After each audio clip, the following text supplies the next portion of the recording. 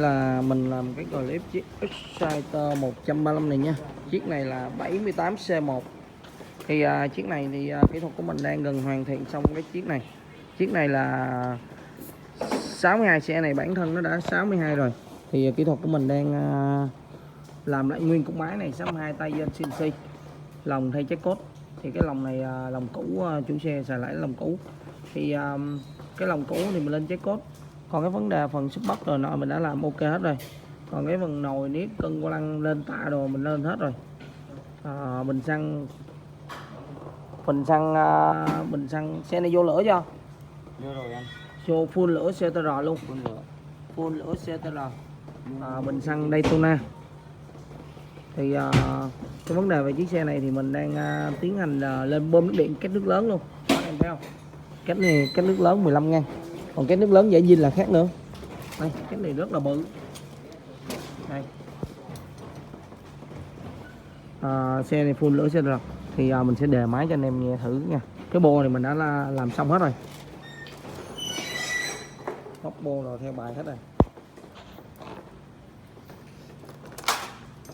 Xe này bấm đề cái là nổ rồi nha anh em.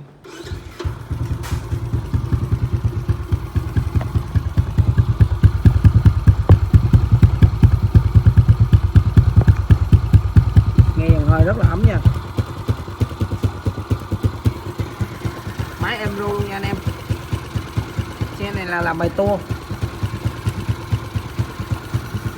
Thì lúc cái xe này mang tới thì nó không có êm được như vậy đâu. Thì những cái chiếc xe mà 62 anh em mang tới thì nó như cái máy xe lúa vậy đó. Thì có nhiều chiếc kêu, có nhiều chiếc kêu lớn. Đây, mình dùng chiếc ga nha.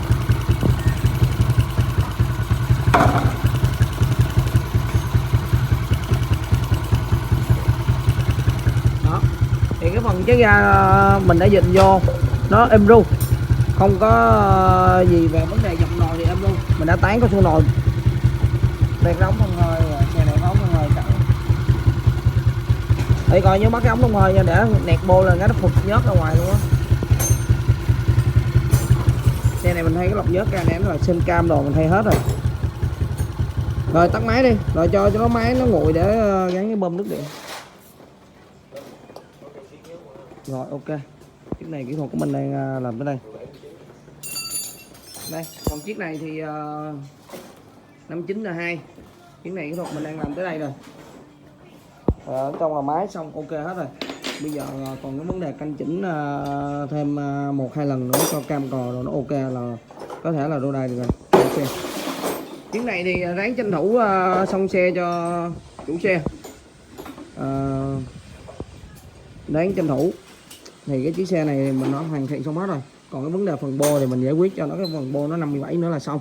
Xe này là 69 M1. Máy êm ru. Bây giờ mình đầu đề nổ máy là cái xóm vậy luôn á, bởi vì chưa có bô. Bô mình tháo rồi. Để mà bỏ đi móc cái bô cho nó đúng bài 57 này. Xe này là 57 bình xăng zin, đi lọc ICS. Anh em hãy đợi chờ cái lồng Canino của mình nha. Cái lồng Canino mà về là hơi bị giá nó chỉ mắc hơn lồng ICS. Chắc 100-200 ngàn thôi, không có mắc hơn đâu. Rồi, hoàn thiện. Thì để mình tranh thủ làm mấy cái chiếc xe này xong để giao xe, để lôi mấy chiếc khác ra còn làm nữa. Thì tại vì một chiếc làm mất rất là nhiều thời gian, anh em thấy không? Xe qua xe lại là mấy chiếc này làm tranh thủ hết mình. Khi mà bắt tay vào làm thì mình chỉ tiếp tục một chiếc xe thôi. Nè, mấy cái cục IC này, cục IC này giống như lấy trong ra cái gì? Lấy trong đó ra phải không? Lấy là chi vậy? Đây. Sẽ hoàn thiện sớm để cho anh em có xe đi tới luôn. Hôm nay trung thu mà trời mưa nè. Thấy mưa gió. Chiếc này thì thay sên trong dĩa xong rồi. Rồi ok. Thank you anh em đã xem và ủng hộ kênh YouTube của mình nha. Anh em cần thì cứ liên hệ cho mình số điện thoại là 0902 590 411, địa chỉ là 122/12 Tạ Quyên, phường 4, quận 1 nha anh em. Đây là mình làm những cái clip để dành cho những cái chủ xe đang để xe ở đây của mình tham khảo xe làm tới đâu rồi. Cũng giống như là những cái chiếc xe trong đây thôi đó, cái xe sẽ tham khảo coi cái xe mình xong tới đâu. Thì anh em cần thì cứ liên hệ mình số điện thoại là 0902 590 411 nha. Ok, bye bye cả nhà, chúc anh em có mùa trung thu vui vẻ nha.